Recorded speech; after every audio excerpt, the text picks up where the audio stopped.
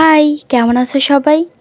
তো অনেক দিন পরেই একটা লং ভিডিও নিয়ে আসলাম। তো লাস্ট অবধি দেখতে থাকো। এটা ছিল গতকালকের ভিডিও, আর গতকালকে আমি একটা শর্ট ভিডিও আপলোড দিয়েছিলাম যে শুভ একটা দিন। তো গতকালকে বৃহস্পতিবার ছিল, যেটা লক্ষ্মীবার, আর যেহেতু শুভ একটা দিন আবার পারণও ছিল, তো তাই ভাবলাম যে এর চেয়ে শুভ দিন আর হয়তো হবে না। তো কালকে আমি ঠাকুরকে মন্দির থেকে আমার ঘরে আনলাম।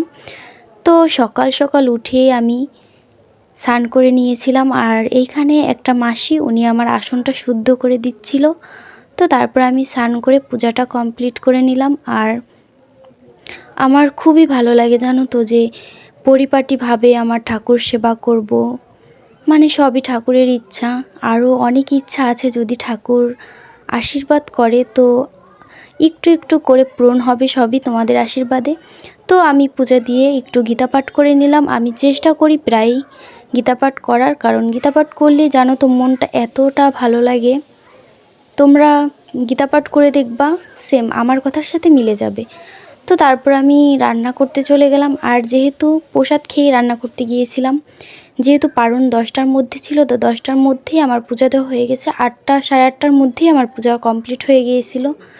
তো যেহেতু কালকে বৃহস্পতিবার আবার পারণও ছিল, তাই আমি নিরামিষই রান্না করেছিলাম বিভিন্ন সবজি দিয়ে, পালং শাক, আর লাউ দিয়ে মুগ ডাল, আর সয়াবিন, আলু, আর ফুলকপি দিয়ে একটা রসা।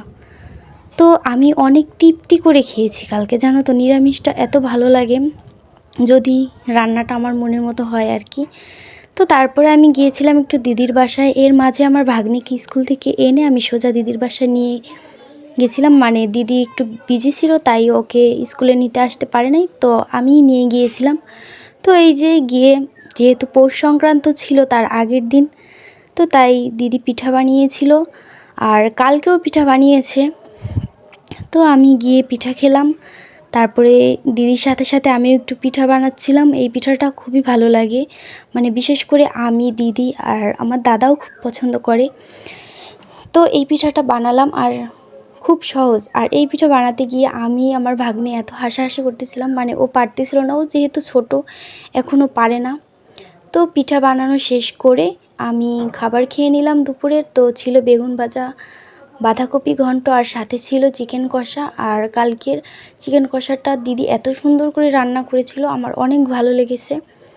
তো তারপরে এই তো সন্ধ্যার পরেই বাসায় চলে আসলাম।